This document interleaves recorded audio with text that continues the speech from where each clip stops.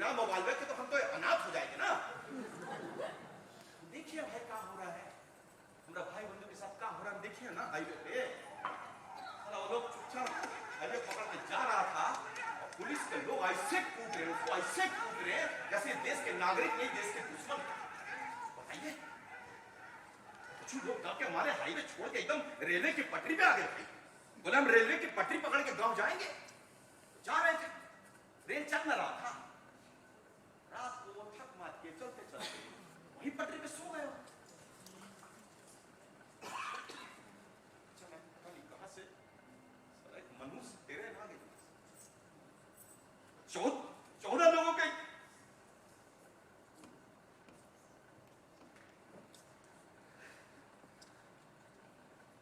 निर्दोष बेबस मेहनत का जनता को ऐसे आपके सही। उस दिन से हम सोच रहे कि साला हम चल के नहीं जाएंगे, हम नहीं जाएंगे हाईवे से चल के, हम नहीं जाएंगे पटरी पकड़ के, साला हम जाएंगे तो राजा बाबू की तरह ट्रकवा में बैठ के जाएंगे। 2000 रुपए लगे, हम चलते हैं नहीं है अपने पास, जुगाड़ करेंगे। अभी तो साला अपने खीसे में 150-200 रुपया है, वो भी हम सोच रहे हैं कि सुमनिया को लेके जाएंगे। ज्यादा जरूरत है अपनी, हमसे ज्यादा जरूरत है।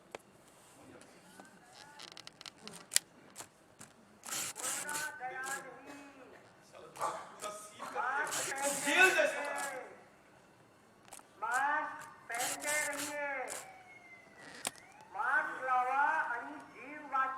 सुबह हमको डराता है।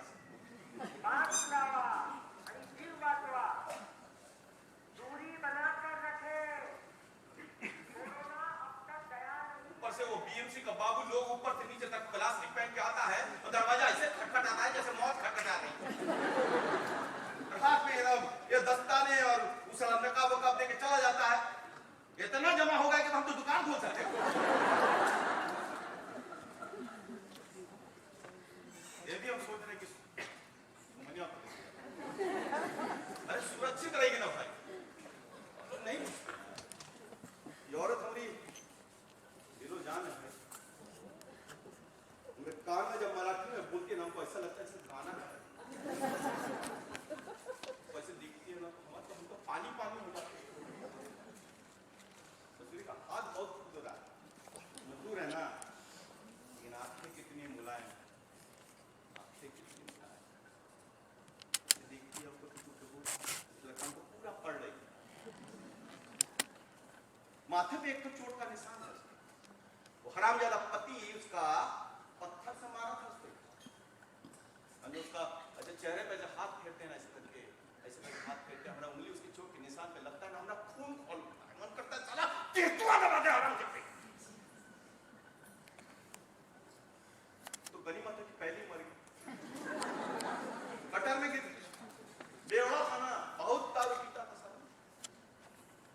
दारू तो हम भी पीते हैं, अरे मजदूर आदमी है भाई, मेहनत करते हैं, गाली गलौज सुनते हैं, दारू नहीं पिएंगे तो सोएंगे कैसे रात को बताइए।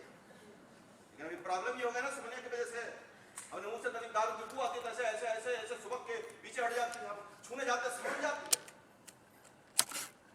क्या करें हम, बोल दिया चल चलो तो तेरे लिए आज से दारू भी बंद, चल जा।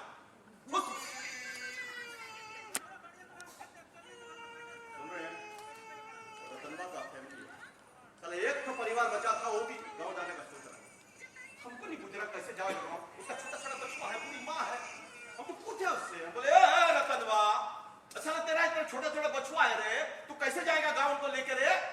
बोला शंभू चिंता मत कर, हमारे पास एक तो सूटकेस है, उसके नीचे चक्का है, हम अपना बछुआ को उस पर बिठाएगा और गड़िया की तरह खींच के लेके जाएगा। गड़िया की तरह 7.5 मिनट खींच के लेके जाएगा। बोला हाँ शंभू। बोले तोरी जो बूढ़ी माँ है वो तो साला चल चल मन मुरा जाएगी रास्ते में। बोले चिंता मत कर शंभू, हम मैया को कांधे पर उठा के लेके जाएंगे। खुद ही मन मुरा जाएगा बे। बोले तो क्या करे शंभू, अब तो ऊपर वाले का भरोसा है ना, वो जो चाहेगा वही ना होगा। साला रतन भाई ये बात तुम एकदम ठीक बोले रे, अब तो साला ऊपर वाले का ही भरोसा है, सरकार का भरोसा तो रहा नहीं। ससुर ने जो जो बोला था आप किए थे ना, साला थाली बजाने को बोला, थाली बजा, थाली बजाने को बोला, थाली बजा,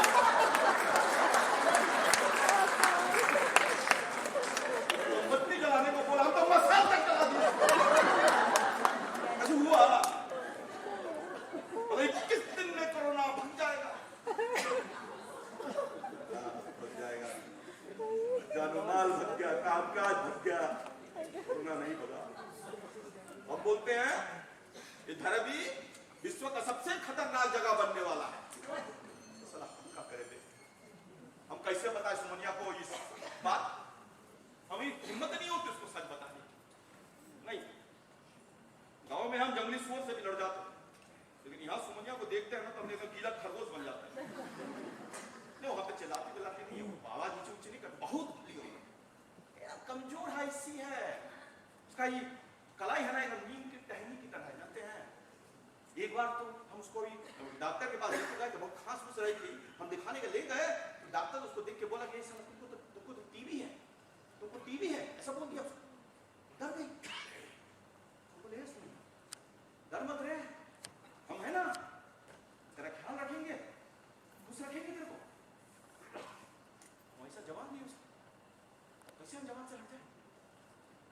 उसका काम नहीं है, उसका पति मरा है ना, उसका सास ससुर उसको घर से बाहर कर दिया, ऐसे उसको माँ बाप तो कैसे घर, एक तो महीना है और ना जाने कहाँ रहती है। जो है हमें बदन से कमजोर है लेकिन दिमाग से बहुत मजबूत है। औरत है ना, कितना सही है, कितना देखिए कोरोना से डर गई। ऐसा ऐसा वीडियो आता है ना मोबाइल में, डेंजर वीडियो आता है, सब बोलते हैं इतना संक्रमण हो गया, इतना मर गया, इतना खत्म हो गया, ये वो, हमको साला हम ही डर जाते हैं। बोले बंद करो साला वीडियो को, नहीं देखता कुछ। साला में कोरोना का बम फटने वाला है, हम बोले फटने दो, मरने दो साला सबको। मेहता को भी तो हो गया था कोरोना, ना बोलता था गरीब लोगों से फैलता है कोरोना, झुग्गी झोपड़ी से फैलता है कोरोना, झूठा कहीं का हम नहीं देखेगा। साला बंगला के बाहर, बड़ा बड़ा टावर के बाहर वैसा बीएमसी का ऐसा पोस्टर लगा है, यहाँ कोरोना है, कृपया यहाँ ना आइए। हम जानते नहीं है का, अमीर लोग ही प्लेन में बैठ के विदेश से कोरोना लेके यहाँ आए थे।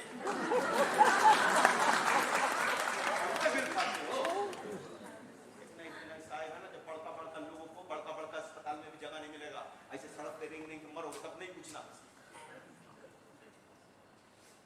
लेकिन हम नहीं मरेंगे सर ना, हम शहर के सड़क पर नहीं मरेंगे भाई, जाएंगे अपने जमीन पे जाके मरेंगे सर, अपना अंतिम संस्कार होगा, वहां इज्जत मिलेगी, स्वर्गवास नहीं तो पुण्य तो पाएंगे। यहाँ शहर में काम ज्यादा, यही बात हम तो सुमनिया को समझाएंगे। एक ही प्लान है, और कुछ नहीं।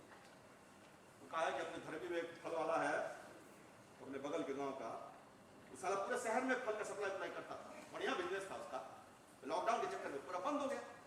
एक दिन हमारे पास आया और हमको एक वो आम का टोकरी दिया, बोला कि शंभू फल सब सड़ रहा है, तो ये आम का टोकरी रख ले और आम खा ले, रोटी नहीं मिल रहा है तो आम ही खा ले। हम बोले थैंक यू भैया, खाएंगे। रखे वो माम खा रहे थे इससे, लेकिन एक को बचा के रखे।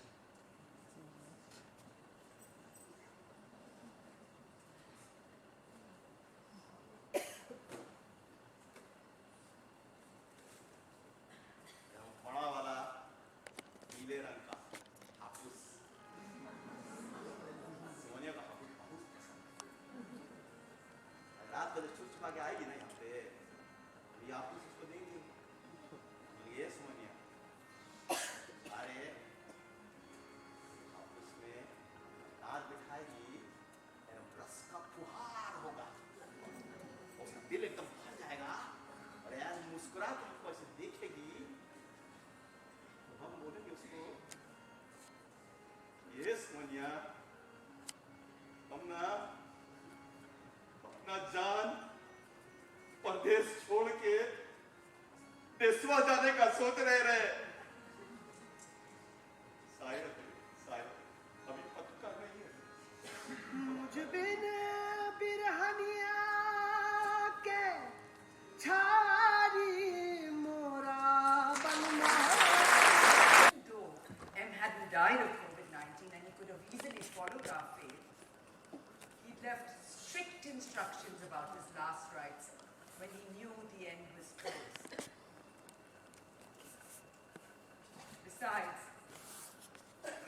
We hadn't spoken to each other in more than 22 years.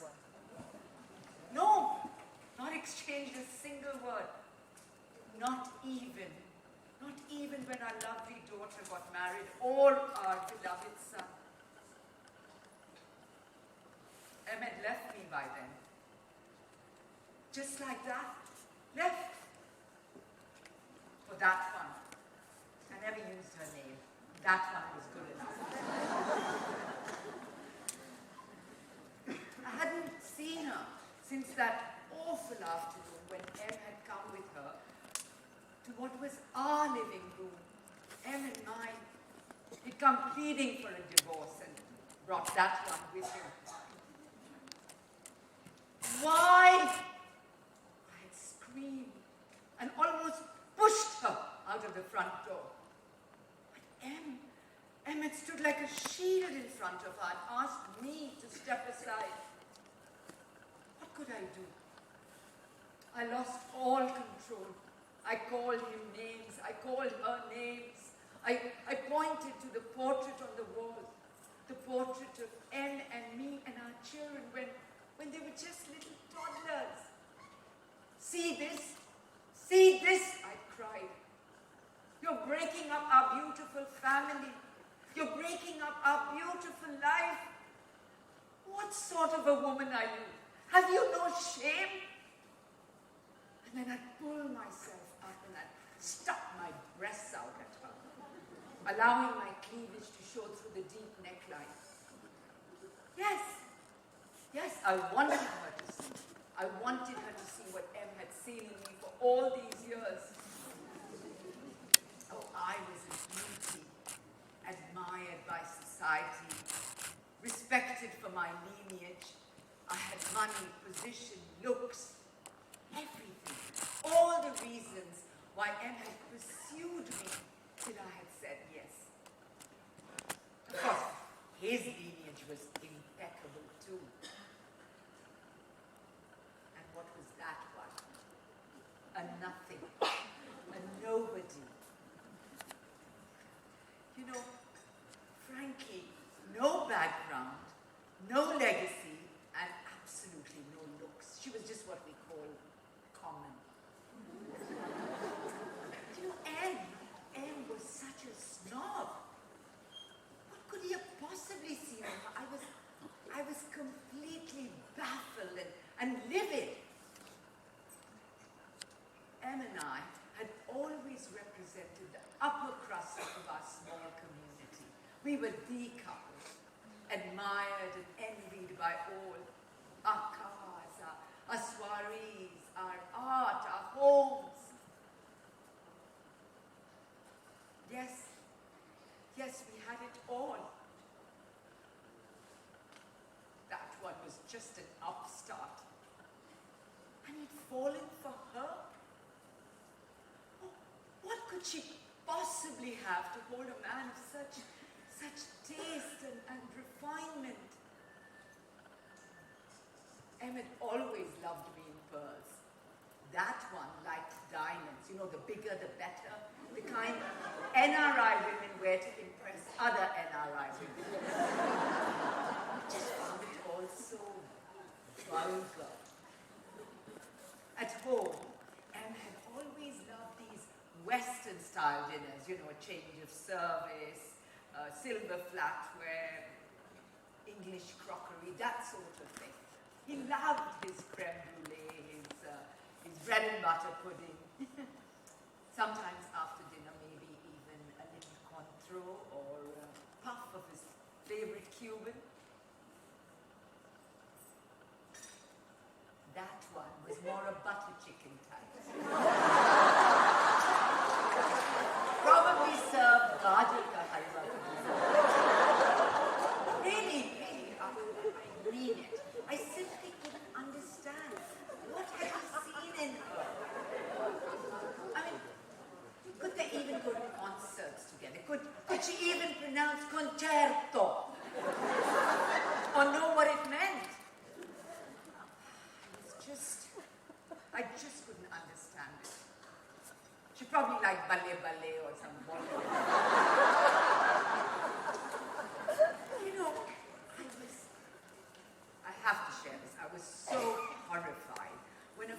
of ours from London sent me this video of M and her dancing together at some idiot Sangeet with everybody wearing these god-awful ethnic clothes. I mean, I couldn't get over M. He looked like a bandmaster. Embroidered tunic with a shiny stole draped around his shoulders. That man who could wear a black tie like a proper English aristocrat was grinding and shaking his hips to some trashy Bollywood music. Oh my God. Just so embarrassed. Of course I sent the video to the children. They needed to see how ridiculously their father was behaving. I mean, had he gone completely mad? But you know, they surprised me. They surprised me by saying, but Mom, doesn't Dad look really happy? What on earth did they mean by that? Was that called happiness? He didn't look happy to me, he looked drunk. And he was making a complete idiot of himself.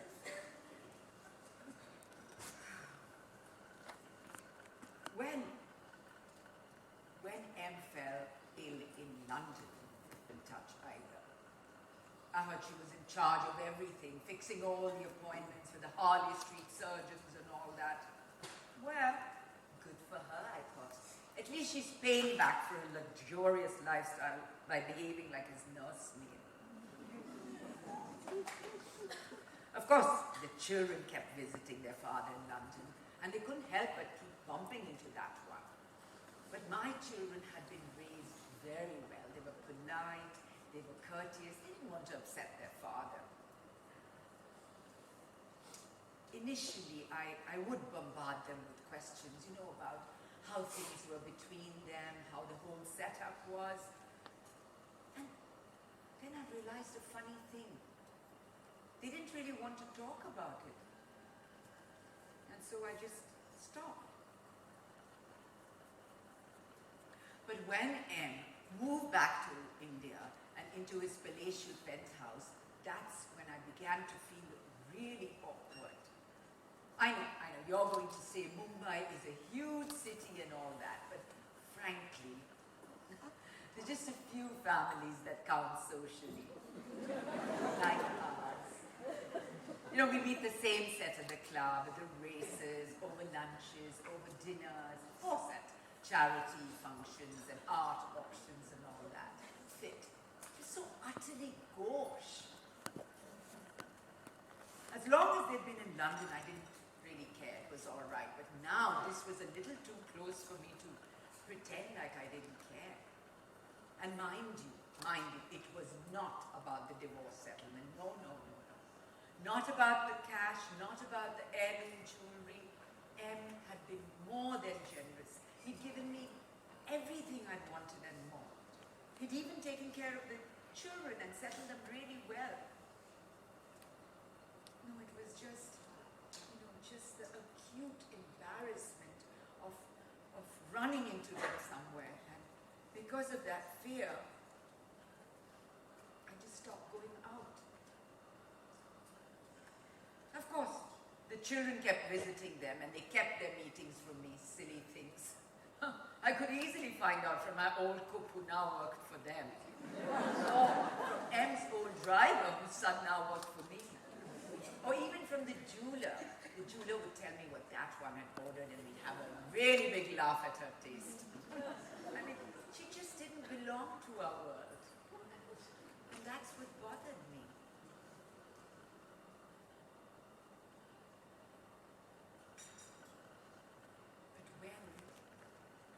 When M fell seriously ill in Mumbai, I really wanted to go and see him.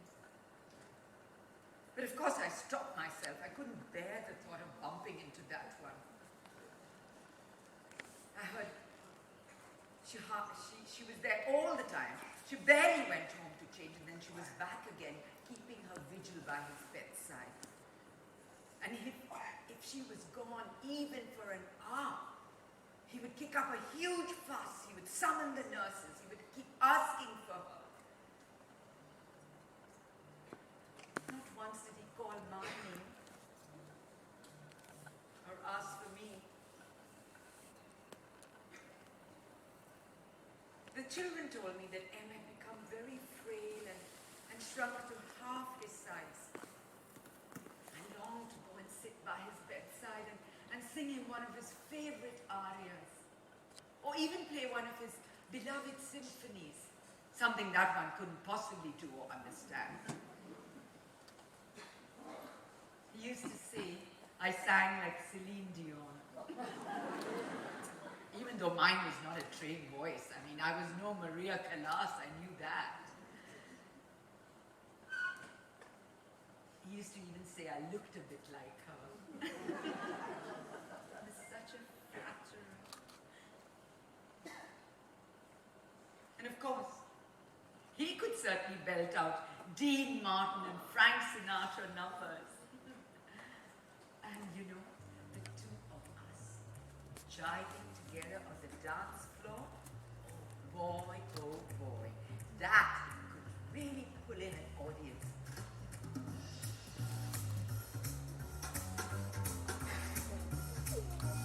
I wanted to go and dance just for him. Yes, right around his hospital bed. But of course it was out of the question, with her guarding him like a hawk. I wanted to take him a nice big slice of pineapple cake or Bori-style mutton samosas, maybe even some asparagus mousse. You see, I knew M's palate so well. Of course, it was out of the question. I suppose she must have loved him in her own way. But I did feel very jealous of their togetherness, especially during the lockdown. I'd never felt so isolated, so alone in this empty, big, beautiful house of ours. And even though M was in and out of ICU, at least he had her by his side and our loving children.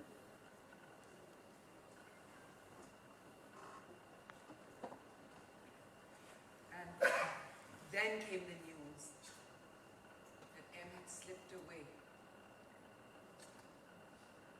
It was the 70th day of the lockdown and Mumbai was still closed.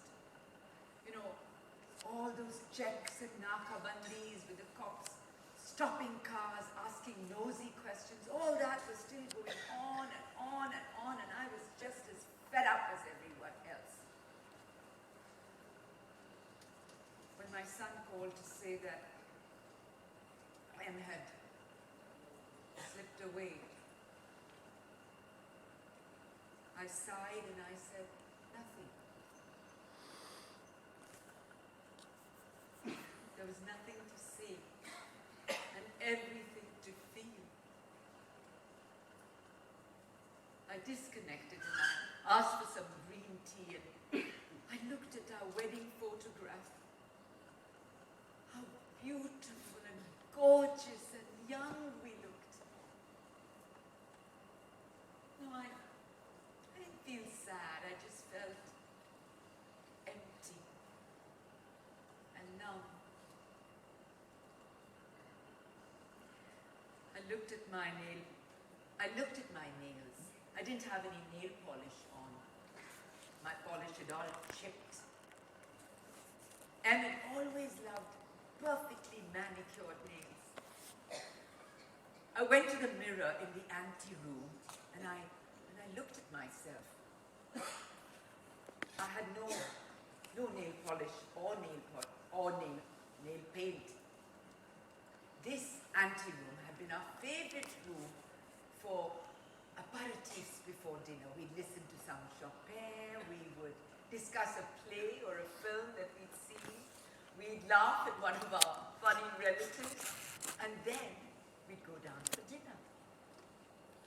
That was the one ritual I really missed. But that's life, I thought. c'est la vie. M had planned his funeral well, and I was mentally prepared and all that. The children had taken all the appropriate permissions, and we were supposed to reach the crematorium at 5 p.m. Oh, I wanted to look beautiful and dignified and regal. M had always loved me in blue, so I'd kept my ice blue chiffon ready and pressed for weeks. Pearls? Yes, of course. I was going to wear my bust ruffles, which he'd given me for our 5th anniversary, and, of course, my engagement ring. Lipstick? Of course, he'd always loved me in this gorgeous Lancome red.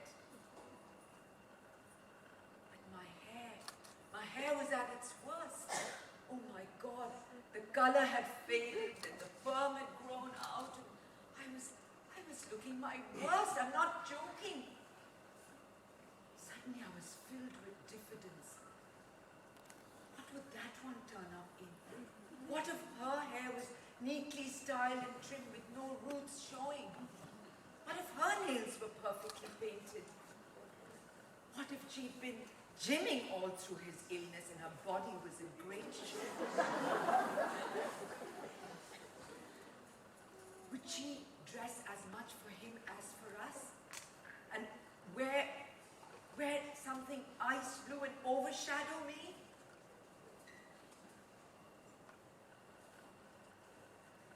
The florists were all shut. There was no beauty. There was no dignity in a knockdown funeral, was there? Oh, I would have bought tokeries and tokeries of mograss. And used to love jasmines. I would have sourced long-stemmed white roses. I would have sourced tiger lilies. I would have covered his body in his favorite Jamavar shawl. He was such a bon vivant. I would have liked him to have left his life in the same grand style that he lived in. But it was no longer in my hands. How sad.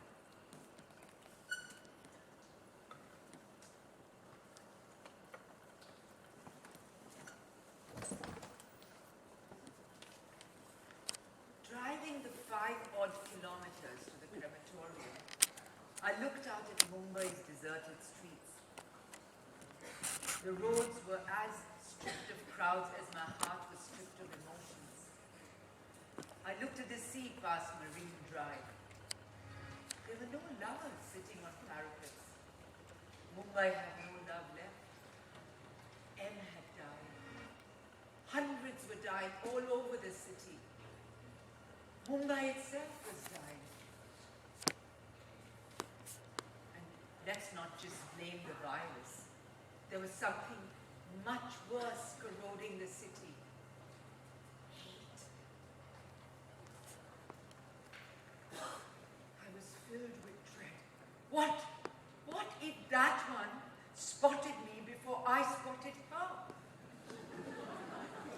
I swept in, my head held high, as I practiced 100 times in front of my silver frame mirror on my Burma teak Almira. You know, it still held M's aftershave fragrance. Heaven knows how. Or maybe my nostrils still held its memory. I walked in, and I spotted a few familiar faces. M's doctor, his staff, our children, and some oldie goldies. That's what I like to call them. In my mind, they'd grown old, not me. But I still couldn't spot her. Had she decided it was wiser and more discreet to stay away? I looked quizzically at my daughter, but she averted my gaze. Standing next to her and held in a light embrace was a tiny, shrunken bag of bones, bent over with grief, hardly able to look up.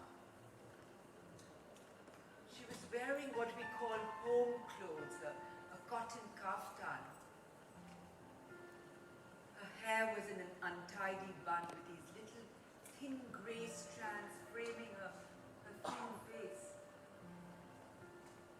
She's wearing bifocals, much too large for her face. And her skin was all spotted with no makeup on. On her emaciated wrist, I noticed M's sturdy Daytona watch.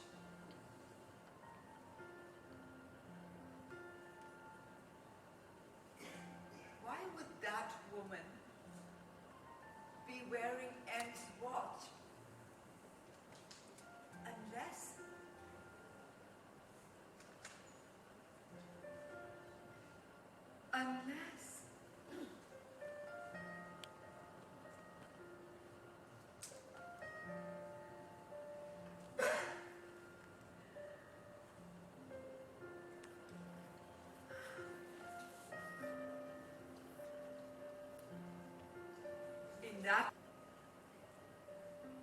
in that moment, I was freed. I went and took my place on the other side of my daughter. The three women in M's life were united in grief. Finally, it was all over.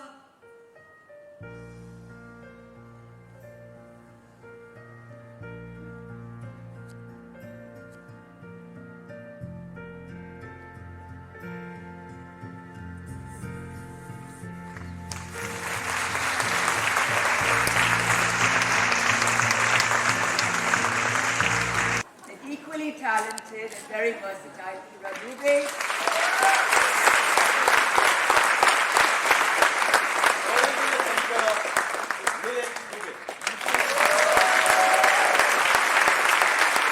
We first say that we have amongst us the writer of this wonderful piece, of these pieces rather, Shobha Day. So I would like to first invite her on stage. Big hand for Shobha.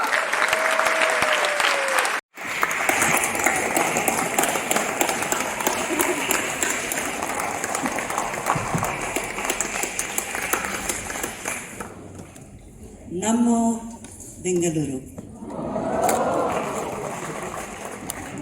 Thank you. This is probably the second time I've watched them perform.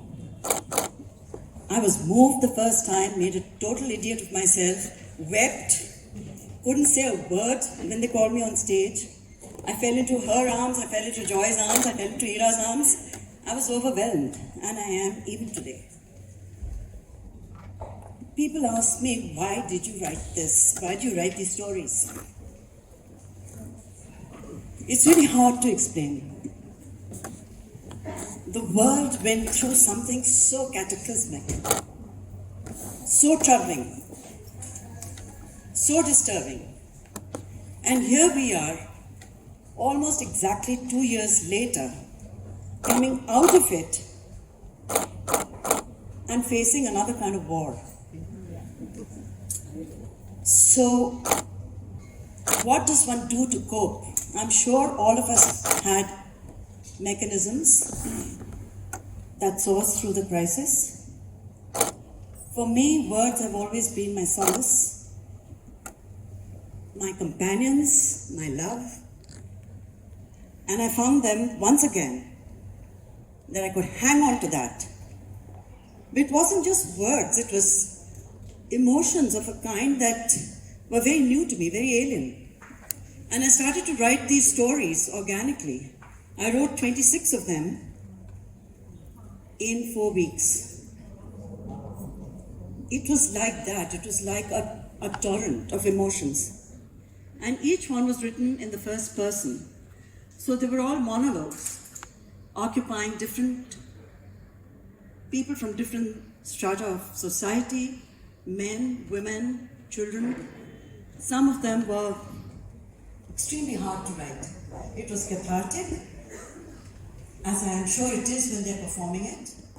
And today I was painfully reminded of those 2 years that I sort of was just coming to terms with, that we have finally perhaps entering a new period in the life of the world, life of the universe.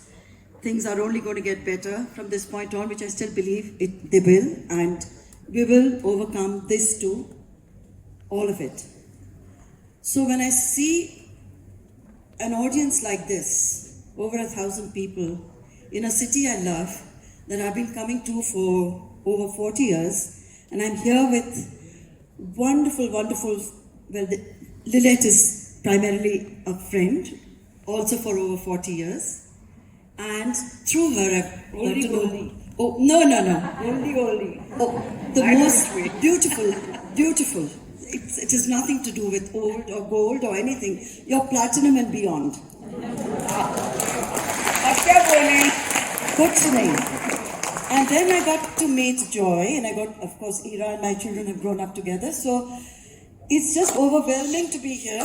And thank you all so very much for your warm and wonderful reception to what we put together. And it is my hope that maybe Lilette will be inspired to do 5 more stories next. That will be the icing on the cake, certainly for me, because there are some of my favorites which aren't featured today. And it's not that I'm hard selling or trying to sell you books, but if you enjoyed the play, there are a few copies. I'd be very happy to sign them. And you can read the other stories and know what went into the writing of the book. So thank you again very, very much. I have to say, it's in Bangalore. I've been coming here. Firstly, I must share with you that I was very sad to hear that Mr. Boppaya, who used to be the manager here, I don't know how many of you knew him, he's been there since 23 years since I've been coming, had passed away. And Narsimha, who used to be also our backstage guy, died of COVID. So I was just remembering them today with lots of fondness because I've known them well. So I wanted to share that and to say that you never disappoint. The Bangalore audience, I can bring what the heck I want, but you never disappoint. You know what I love about this audience the most was there were pieces where it was like, sort of semi-tragic, this thing, but you're not scared to laugh because life is like that. Within the tragedy, there is a lot of comedy also. And I love that. And I just wanted to share, since Shobha talked about the stories, I was trying to do, as you must have noticed, a very wide sweep from, economically, age-wise, relationships-wise, issues, subjects, as much as I could do in 5 stories, from the old rich biddy to the migrant. That's a big arc, and I was trying to cover all that, the young couple who stays in the suburbs to, Joy, who's the sort of well-established banker, etc., and how, for me, it was, somebody came backstage after one of the shows at NCP in Bombay and said, but I thought something very dramatic will happen. Somebody will die at least. I said, but why should they die? This is not a story, Gaulish story. It's an inspiring story ultimately. You look at what happened through the lens to relationships, to people, through the lens of COVID, and see how it impacted them, isn't it? That's what it's about, and how we survived it, and how we dealt with it, etc., etc. So please tell everyone that when they come, they shouldn't be frightened that it's going to be depressing and grim, and lots of bodies are going to sort of be all over the stage. Okay? But you were a fabulous audience, as usual, I don't have to tell you. Now, most importantly, I have to thank the people who, even before this play was, sort of rehearsed, told me, you have to bring it to Chowdiah. So now look at that faith, that blind faith. Thank God I think it worked, but it could have gone wrong. But so that were the Ficky ladies who were celebrating 10 years. Big round of applause for them. Ficky FLO has been kind and awarded me many times for culture. But I love the fact that they keep on promoting this. You see, we need this. We need people to also bring us, to promote us. So a very big thank you to Ficky, FLO, Revati, her whole team, and especially to Usha Subramaniam, who worked like a dog, on every front to get us here. So, Revati, can I call Revati on stage? Oh, I'm so sorry. I've really become senile now. That's Usha. Usha, please. Big hand.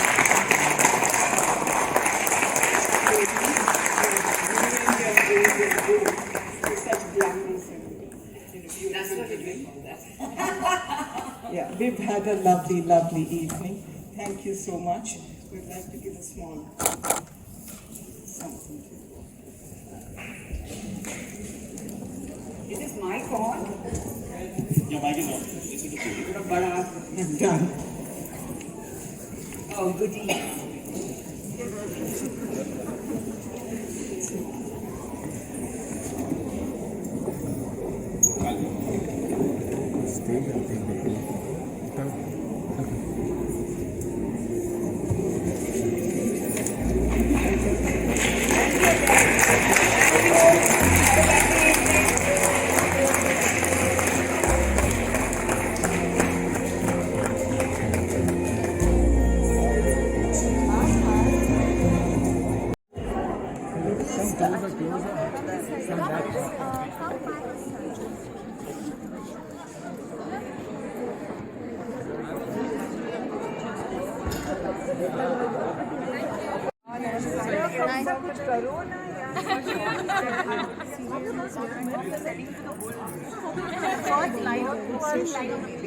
But I'm so happy it's Bandana. Lovely film also. Yeah. You've not seen it. Have you also seen it?